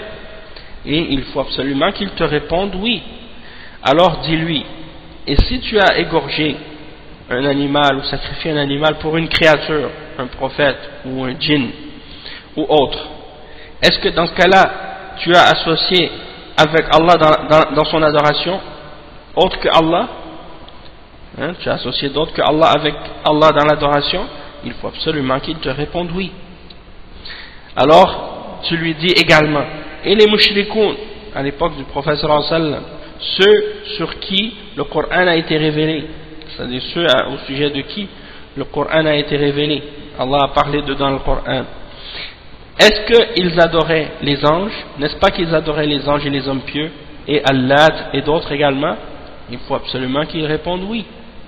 Alors dis-lui, est-ce que leur adoration pour ces différentes créatures était autre que l'invocation, le sacrifice et la recherche de chercher le refuge en ces créatures-là, et ainsi de suite, parce que sinon, eux, ils étaient d'accord et ils acceptaient le fait qu'ils sont des esclaves d'Allah et qu'ils étaient sous l'emprise d'Allah subhanahu wa ta'ala, et que Allah subhanahu wa ta'ala c'est lui qui gère tout et qui contrôle tout dans l'univers. Mais ils les ont invoqués et ils se sont tournés vers ces créatures-là pour demander la protection et le refuge, parce qu'ils ont un statut et parce qu'ils demandent l'intercession. Et ça c'est très très apparent, très clair. Donc c'est ça leurs arguments, les mêmes arguments que vous, c'est-à-dire vous les gens qui adorez les tombes, que vous présentez les mêmes arguments que les mouchriquines à l'époque du prophète sallallahu alayhi wa sallam. Donc maintenant le cheikh bin Baz, il va expliquer maintenant qu'est-ce que le cheikh Mohammed ibn Abdul Wahhab vient juste de clarifier. Donc il dit Bismillahir Rahmanir Rahim, alhamdulillah wa sallallahu wa sallam ala rasulihi wa ala alihi wa sahbihi wa sallam tasliman amma ba'd. فإذا عرفت أن هذه الشبه الثلاث قد بان بطلانها وهي أكبر ما عندهم، عرفت أن ما بعدها أهون منها. قدم الشبه الثلاث. Donc le cheikh il dit, donc après l'introduction, au nom d'Allah, tout miséricordieux, le très miséricordieux, louange à Allah et paix et salut sur le prophète Mohammed sallallahu alayhi wa sallam, sur ses compagnons et sur sa famille, et ensuite, lorsque tu as su que ces trois shubuhat qu'il a mentionné et qu'il a détruit, qu'il a mentionné la fausseté, qu'il a prouvé la fausseté, sont les trois plus grandes shubuhat qu'ils ont, donc tu as su que par la suite, qu'est-ce qui vient comme shubuhat ensuite sont plus faibles encore, sont plus faibles et encore plus faciles à détruire.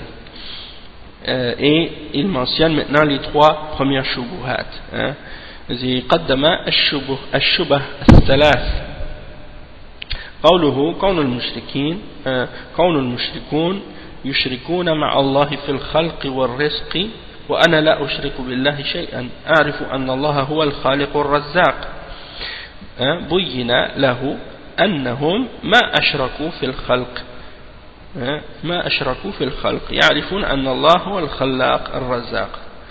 وكذلك إذا قال إن الشرك هو عبادة الأصنام بينت له أن المشركين عبدوا الأصنام وغير الأصنام.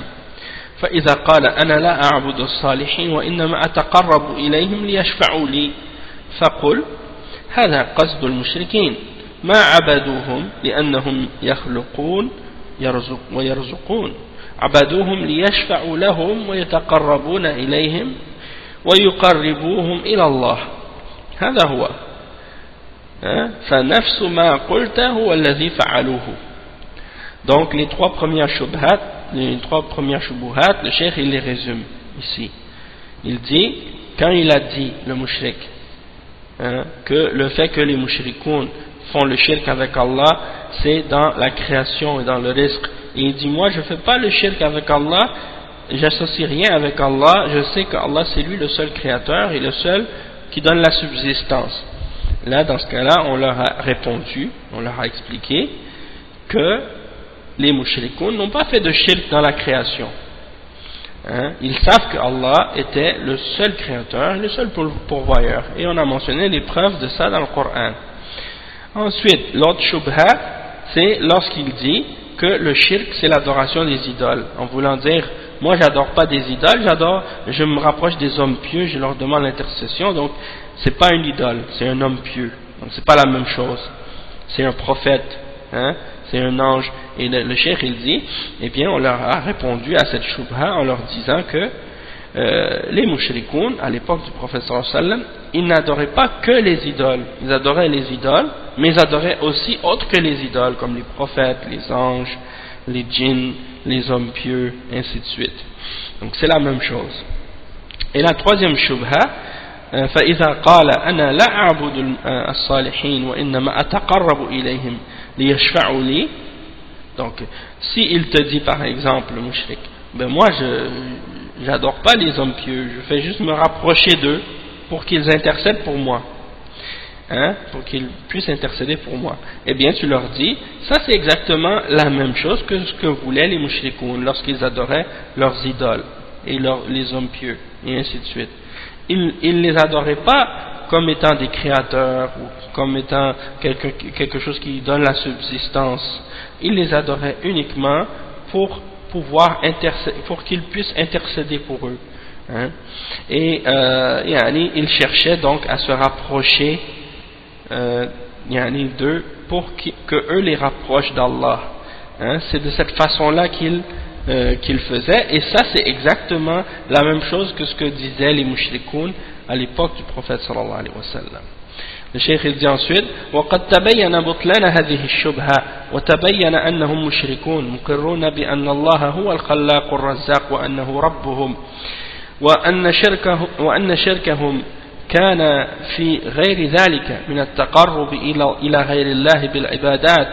وعرفت أيضا أن شرك المشركين ما المقصود به عبادة الأصنام، منهم من عبد الأصنام ومنهم من عبد الملائكة ومنهم من عبد الأنبياء والصالحين وكذلك عرفت أنهم إنما عبدوهم ليقربوهم إلى الله زلفى وليشفعوا لهم وهذا نفس قصد الآخرين كما كان قصد الأولين.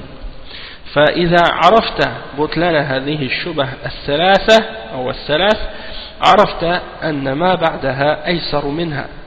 Le cheikh dit donc tu as su la fausseté de ces shubuhat. On a clarifié que les mushrikoun ils affirmaient que Allah c'est lui le seul créateur, le seul qui donne la subsistance et qu'il est leur Seigneur, et que leur shirk n'était pas dans le fait de croire que c'est ceux qu'ils adorent en dehors d'Allah peuvent créer ou donner la subsistance ou ainsi de suite, mais c'était dans le fait de se rapprocher à autre que Allah par des formes d'adoration qu'il leur offre, qu'ils offraient à ces créatures. Et tu as su également que le shirk des mushrikines n'avait pas pour objectif uniquement les idoles, et que parmi eux il y en a qui adoraient les idoles, mais que ce n'était pas seulement les idoles qu'ils adoraient. Parmi eux il y en a qui adoraient les anges, d'autres qui adoraient les prophètes, et d'autres qui adoraient les hommes pieux.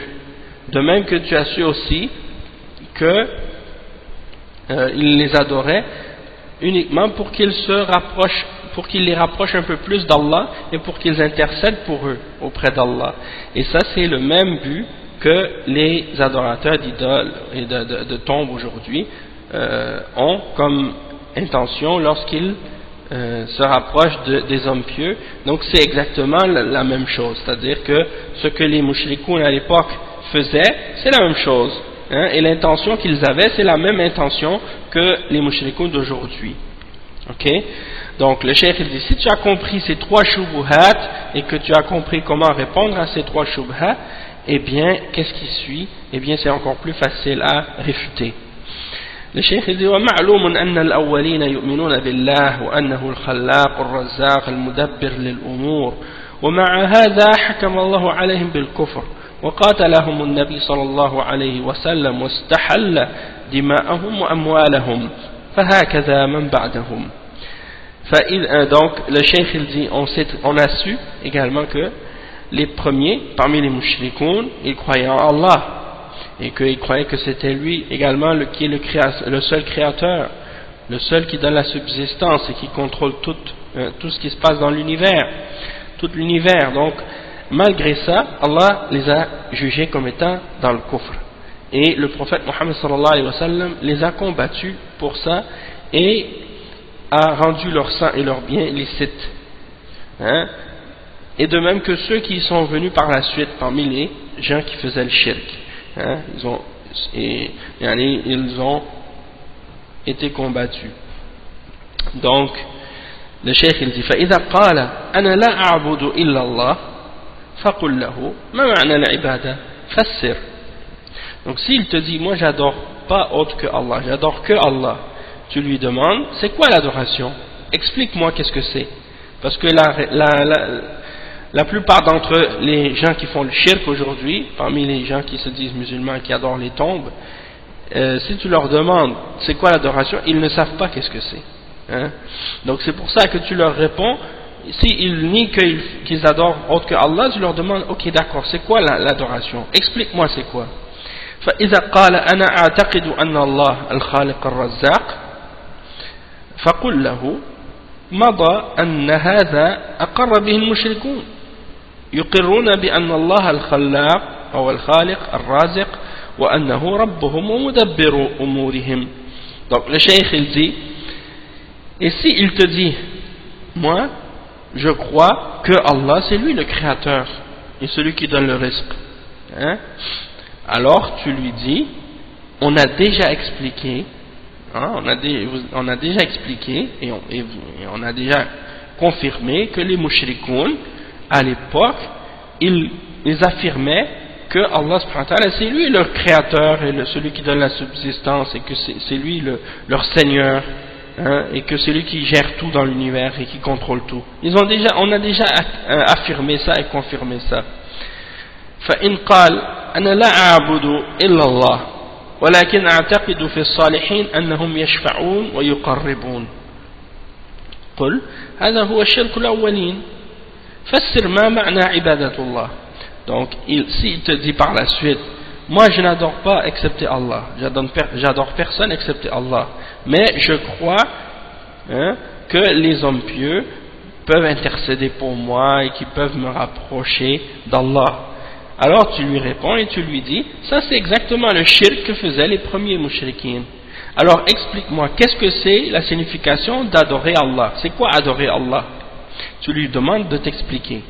فإذا قال عبادة الله أني أدعوه وأطلب منه الهداية والرزق فقل هذه العبادة التي تؤمن بها وتقر بها أنها عبادة لله إذا دعوته تطلب الرزق وتطلب الشفاء وتطلب كذا هذه عبادة فإذا صرفتها لغير الله طلبتها من الولي من الصنم من الجن من الملائكة ألا تكون أشركت بالله في هذه العبادة فلا بد أن يقر وهكذا الصلاة والذبح فإذا صلى العبد لله وذبح لله هذه عبادة فيقول لا بد ولا بد نعم فإذا ذبح لغير الله ذبح الإبل والبقر أو الغنم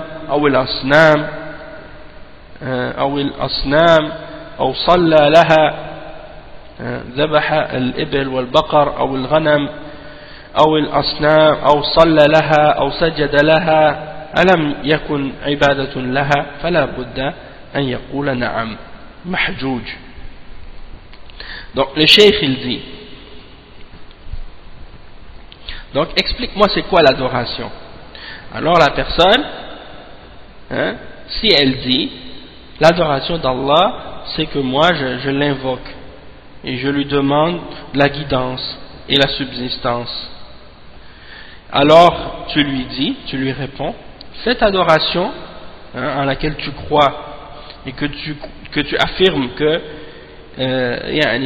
c'est une adoration d'Allah, si tu invoques Allah subhanahu wa ta'ala en lui demandant le risque, en lui demandant la guérison, en lui demandant quelque chose, une chose quelconque, tu es d'accord que ça c'est une adoration pour Allah. Donc si tu l'offres cette adoration à autre que à Allah, tu la demandes par exemple, tu demandes à un wali ou à une idole ou à un djinn ou à un ange, n'est-ce pas dans ce cas que tu as associé avec Allah dans son adoration? Et il doit absolument affirmer et confirmer que oui, il doit affirmer et confirmer. La même chose pour la salat, la même chose pour le sacrifice. Si le serviteur prie pour Allah, fait la salat pour Allah, sacrifie pour Allah, est-ce que c'est pas une adoration? Il faut absolument qu'il dise oui.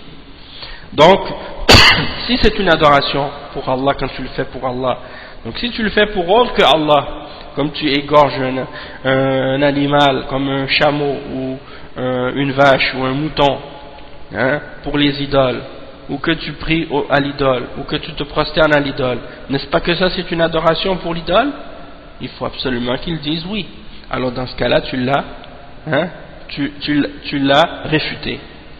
Tu as établi la preuve contre lui dans ce cas-là. Pourquoi? Parce qu'il disait au début que ce qu'il faisait, c'est pas du shirk parce qu'il n'adore pas d'autre que Allah. Il dit moi j'adore pas d'autre que Allah. Donc ça c'est, là tu viens de lui faire affirmer et admettre que d'offrir à autre que Allah une adoration quelconque, c'est du shirk. Donc tu as le dessus sur lui maintenant. Tu as établi la preuve contre lui.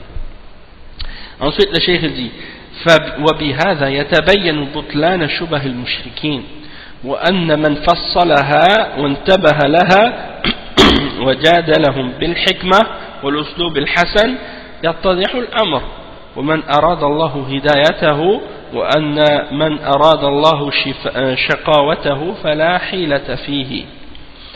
Donc le cheikh il dit par ces deux exemples là, il dit par cela tu viens de clarifier la fausseté des shubuhat des mushrikin, et que tu viens de montrer que celui qui détaille les choses, hein, et qui fait attention, donc qui fait noter ces choses-là aux gens qui commettent ce shirk, et qui argumente avec eux avec sagesse et avec une bonne méthode, eh bien il clarifie, les choses sont clarifiées par la suite.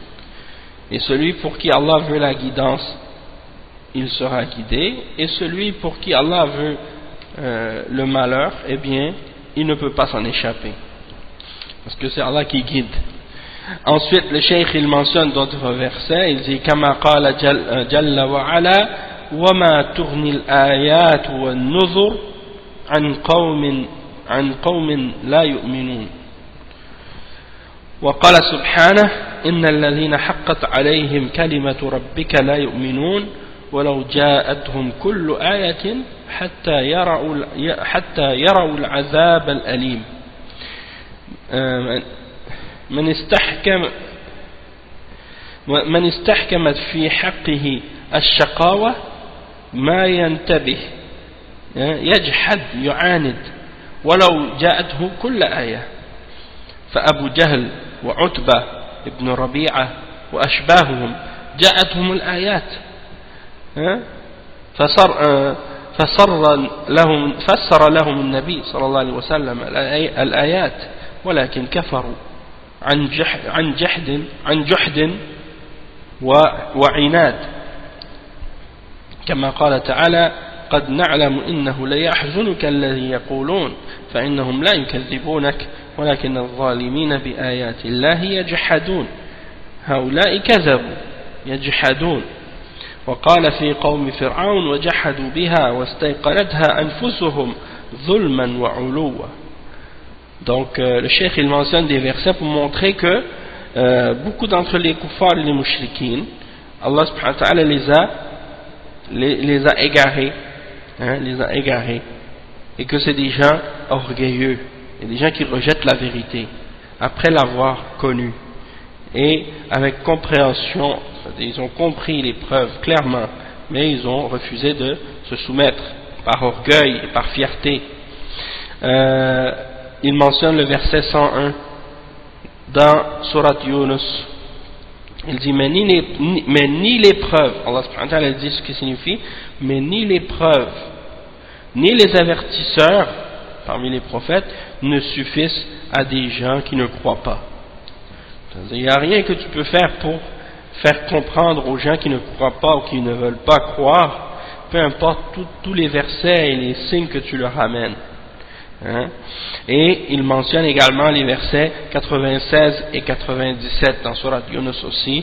Ceux contre qui la parole, c'est-à-dire la menace de ton Seigneur se réalisera, ne croiront pas, même si tous les signes leur parvenaient, jusqu'à ce qu'ils voient le châtiment douloureux. Donc ceux pour qui Allah subhanahu wa ta'ala a prescrit et a prédestiné le châtiment, il n'y a rien qui peut les sauver. Et il dit Man istahkamat ou man istahkamat fi haqqihi shaqawa, celui pour qui Allah subhanahu wa ta'ala a décrété qu'il sera malheureux parmi les malheureux, il va pas donner aucune attention aux signes. Il va rejeter et renier avec arrogance et orgueil, il va s'obstiner même si tu lui ramènes tous les signes, comme Abu Jahl par exemple, ou Utba ibn Rabi'a et des gens de cette catégorie là, tous les signes leur sont parvenus, et le prophète sallallahu alayhi wa sallam leur a lu les versets et leur a expliqué la signification de ces versets là, et malgré tout ils ont rejeté la foi, ils ont renié et ils se sont obstinés contre la vérité. Et il mentionne le verset 33 dans Surat Al-An'am, dans lequel Allah subhanahu wa ta'ala dit قَدْ نَعْلَمُ إِنَّهُ لَا يَحْزُنُكَ الَّذِي يَقُولُونَ. Nous savons que ce qu'ils te disent t'attriste, mais ce n'est pas toi qu'ils renient, mais les injustes renient les signes d'Allah. Donc ils ont traité les signes d'Allah de mensonges et ils les ont reniés. Et il mentionne au sujet du peuple de Pharaon dans le verset 14 dans Surat An-Naml وَجَحَدُوا بِهَا وَاسْتَيْقَنَتْهَا أَنفُسُهُمْ ظُلْمًا وَعُلُوًّا.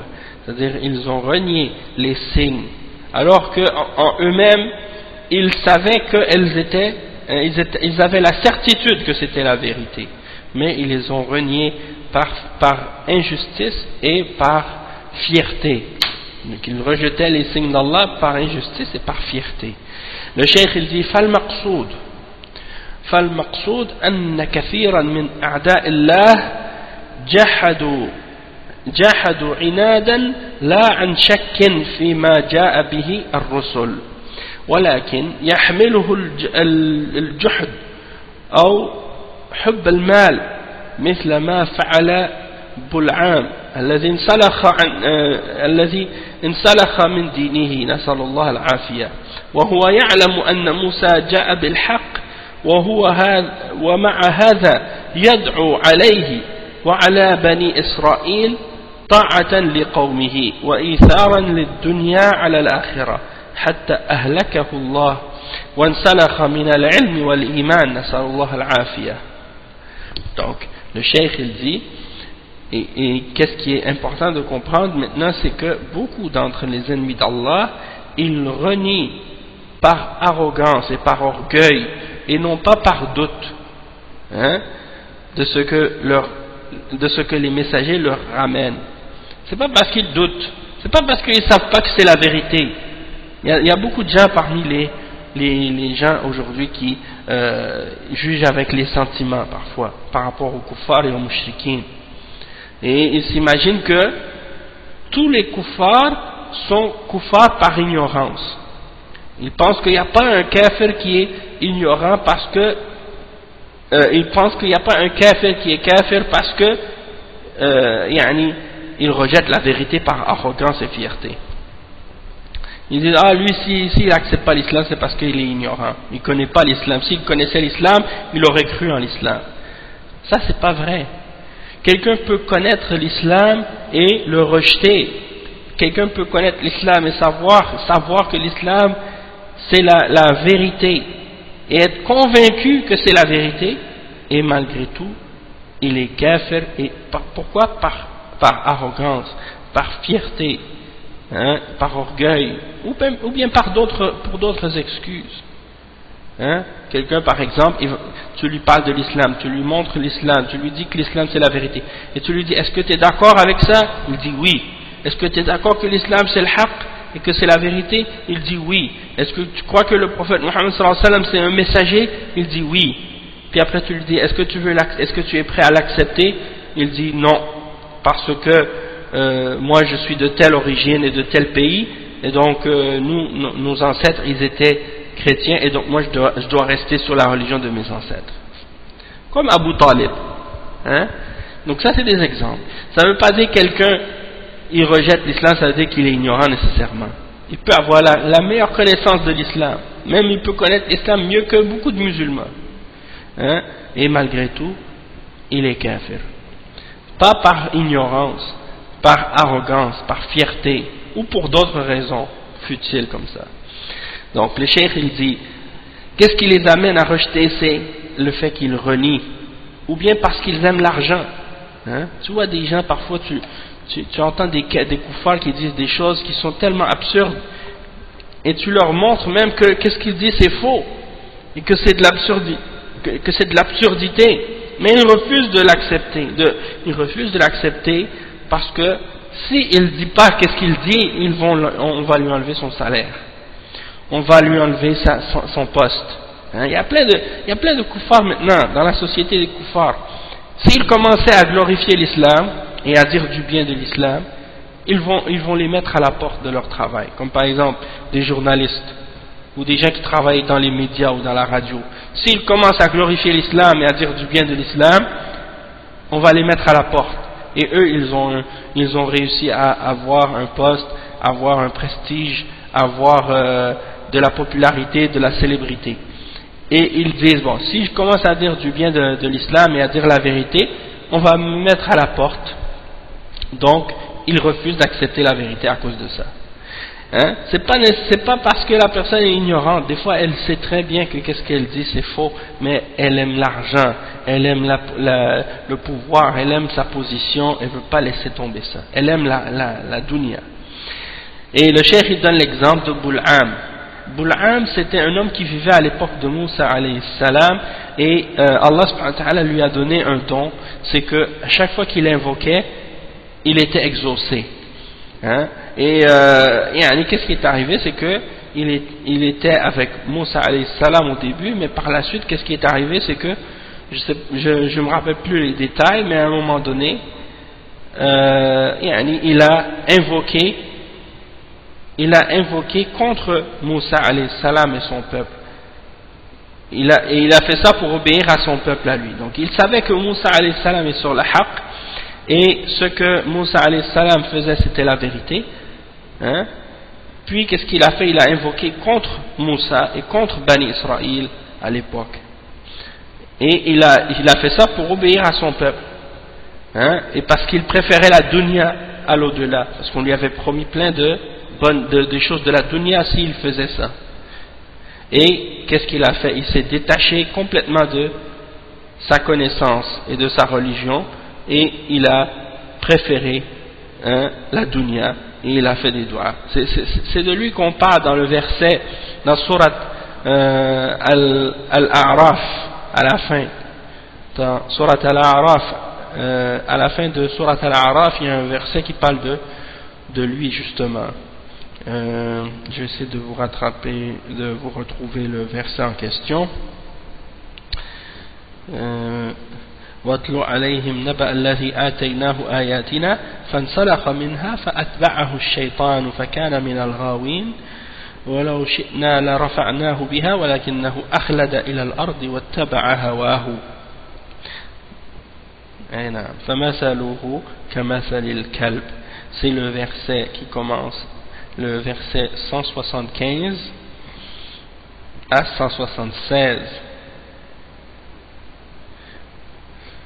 Et 177 aussi, 178, 179. Donc vous pouvez lire de 175 à 179. C'est-à-dire, et raconte-leur l'histoire de celui à qui nous avions donné nos signes, et qui s'en écarta. Le diable donc l'entraîna dans sa suite, et il devint ainsi du nombre des égarés. Et si nous avions voulu, nous l'aurions élevé par ces mêmes enseignements. Mais il s'inclina vers la terre et suivit sa propre passion. Il est semblable à un chien qui allaite. Si tu l'attaques et qui allaite si tu l'attaques et qui allaite si tu le laisses. Tel est l'exemple des gens qui traitent de mensonges nos signes. Eh bien, raconte le récit, peut-être réfléchiront-ils. Donc ce verset-là, si tu regardes dans Asbab al-Nuzul, les causes de la révélation, ou bien dans le tafsir des ulama sur ce verset, il mentionne l'exemple de Bul'am. Donc c'est à ce sujet-là. Donc, nasallallahu al-afiyah, qu'Allah nous préserve de ça. Et après il dit, wal maqsoud anna al-mushrikin aqsam. Donc qu'est-ce qu'on doit comprendre? C'est que les mushrikoun sont différentes catégories, ils ne sont pas une seule catégorie comme certains s'imaginent.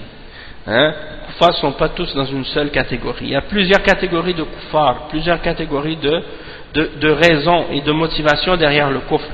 Ce n'est pas une seule sorte de kufr qui existe. Et donc le cheikh il dit وَمِنْهُمُ الْجَهَلَ وَهُوَ الْأَغْلَبِ الْأَغْلَبِ الْجَهْلِ كما قال تعالى أم تحسب أن أكثرهم يسمعون أو يعقلون إنهم إلا كالأنعام بل هم أضل سبيلا. Donc le cheikh il dit parmi eux, parmi les mushrikines, il y en a des ignorants. Et ça c'est la majorité. Hein? La majorité de la raison du kufr et du shirk des gens, c'est leur ignorance. C'est le verset 44 dans Surat Al-Furqan où Allah dit ce qui signifie est-ce que tu penses que la plupart d'entre eux entendent ou raisonnent? Ils ne sont que comme des bestiaux et ils sont même plus égarés encore. Donc ça c'est l'état de la majorité des kuffars et des mouchriquines, et malgré tout malgré leur ignorance ce sont des kuffars et des mouchriquines quand même, hein? Sauf que c'est des kuffars ignorants. des mushrikines ignorants. Ensuite, le cheikh dit وَمِنْهُمْ مَنْ يَكْفُرْ جُحْدًا أو جحدا وعنادا وتكبرا وإلا هو يعلم أن الحق مع الأنبياء ومع المؤمنين ولكن يقول أنا ما أتبع هؤلاء ولا أكون تبعا لهؤلاء ولا يرضى أن يكون تبعا للمسلمين تكبرا وعنادا وبغيا أو من أجل مال يعطى إياه أو وظيفة يأخذها ولو أسلم لنزعت منه فيترك الإسلام من أجل الوظيفة أو من أجل المال الذي يتقاضاه أو من أجل محبة الأقارب يكون معهم في كفرهم وما أشبهه كما جرى لكثير من كفار قريش وغيرهم حملهم البغي والحسد والجحود والتكبر على إنكار الحق وعدم الرضا به كأبي جهل وعتبة ابن ربيعة وشيبة ابن ربيعة وغيرهم ومثل أبي طالب عم النبي صلى الله عليه وسلم وما أشبههم. Le cheikh il dit, et parmi les catégories également, il y a celui qui rejette la vérité et qui rejette l'islam parce qu'il renie la vérité, parce qu'il veut renier la vérité, par arrogance, par fierté, par orgueil. Mais au fond de lui-même, il sait que la vérité est avec les prophètes et avec les croyants. Mais il dit, moi je ne veux pas suivre ces gens-là. Et je ne veux pas être derrière ces gens-là, je ne veux pas les suivre. Et il n'est pas satisfait de suivre les musulmans par fierté, par orgueil, par arrogance. Peut-être qu'il y en a comme ça, mais qui dit, moi je ne veux pas suivre ces gens-là. Pourquoi? Parce qu'il a du mépris en lui-même contre les musulmans. Et il se pense supérieur. Alors, à cause de ça, il est fier, il est arrogant. Il ne veut pas devenir musulman, parce qu'il s'imagine qu'il est plus évolué, plus civilisé à cause de ça. Ou bien, il refuse d'accepter l'islam parce qu'on lui donne de l'argent, ou parce qu'il a un poste, ou parce qu'il a une situation. Et donc, il dit, mais si je deviens musulman, je vais perdre tout ça. Les gens vont me voir comme étant mauvais, ou bien comme étant faible, ou des choses de ce genre. C'est quelqu'un comme par exemple, quelqu'un qui est haut placé, comme le pape, ou comme par exemple une personne qui est haut placée dans la société des koufars de l'Europe ou de d'autres pays parmi les pays du kufr, qui sont dans des positions élevées de pouvoir et de prestige, ou qui ont des postes dans les médias ou des choses comme ça, et ils voient l'islam, ils voient que c'est la vérité, puis ils refusent de l'accepter parce que ils disent, si je deviens musulman, eh bien on va m'enlever ça, on va m'enlever ça, puis je pourrai plus le faire. Et puis il y a beaucoup de gens aussi dans le milieu des milieux de choses haram, par exemple, des gens qui font de la musique, qui font du rap, ou qui font des choses comme ça ou d'autres, et qui disent, je peux pas devenir musulman, même si je sais que c'est la vérité, je peux pas suivre ça parce que sinon je dois abandonner ça, je dois arrêter de faire la musique, et là je vais perdre ma célébrité, je vais perdre mon argent, je vais perdre ci et ça. Donc il dit, moi dans ce cas-là je vais pas accepter l'islam, je vais rester comme ça dans le kufr. Tout ça c'est des exemples qui peuvent faire que quelqu'un rejette la vérité, malgré qu'il sait que l'islam c'est le haqq. Et donc le cheikh il dit, il abandonne l'islam à cause de son travail, à cause de son poste, à cause de l'argent qu'on lui donne, ou bien à cause du fait qu'il aime ses proches, il ne veut pas leur faire de la peine, il veut rester avec eux. Il sait que sa famille sont des mouchriquines, des koufars, et si je deviens musulman, ils vont être tristes, ils vont être en colère contre moi, donc je vais rester dans le kufr, malgré qu'il sait que l'islam c'est le haqq. Donc tout ça c'est arrivé parmi les koufars de Quraysh. Et parmi eux, certains ont été poussés par la jalousie, ou par le reniement de la vérité, ou par orgueil, ou parce qu'ils passent par transgression, ou par rejet de la vérité, ou par satisfaction, par le fait qu'ils n'étaient pas satisfaits de la vérité, ou des choses comme ça. Donc, comme l'exemple de Abu Jahl, de Utba ibn Rabi'a, de Shayba ibn Rabi'a et de d'autres également. L'exemple de Abu Talib aussi, l'oncle du prophète sallallahu alayhi wa sallam, et d'autres comme ça, il y en a plein comme ça. Même j'ai même rencontré des gens parmi des gens que je connaissais parmi les Haïtiens quand je les ai appelés à l'islam. Il y en a un qui refusait de se convertir à l'islam, malgré qu'il disait oui, je suis d'accord, l'islam c'est la vérité et tout, mais moi je peux pas arrêter de manger du porc parce que j'aime trop le porc, hein. Et les Haïtiens, ils mangent il y a le plat national haïtien, si on veut, le plat le plus connu là en Haïti, celui que les Haïtiens aiment le plus, c'est le griot. Et le griot, c'est du porc grillé, hein.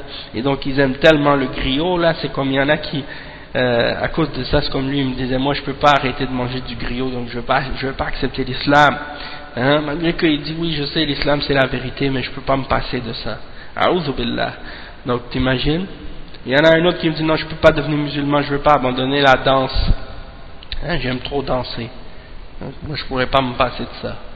Donc c'est des exemples comme parfois pourquoi quelqu'un refuse d'accepter la vérité pour des choses très futiles, alors que si elle réfléchissait, cette personne, puis qu'elle pensait à qu'est-ce qui l'attend dans l'au-delà, hein, l'enfer éternel, pour un petit plaisir ou un poste ou quelque chose de futile parmi les choses de la dunya, tu refuses d'accepter le haqq et tu brûles dans l'enfer pour l'éternité pour ça, est-ce que ça vaut la peine? Nasallallahu al-afiyah. Donc on va s'arrêter ici pour aujourd'hui et puis on va continuer la semaine prochaine incha'Allah. Subhanakallahumma wa bihamdik ashhadu an la ilaha illa ant astaghfiruka wa atubu ilayk. بارك الله فيكم وجزاكم الله خيرا وصلى الله وسلم على نبينا محمد وعلى آله وصحبه أجمعين.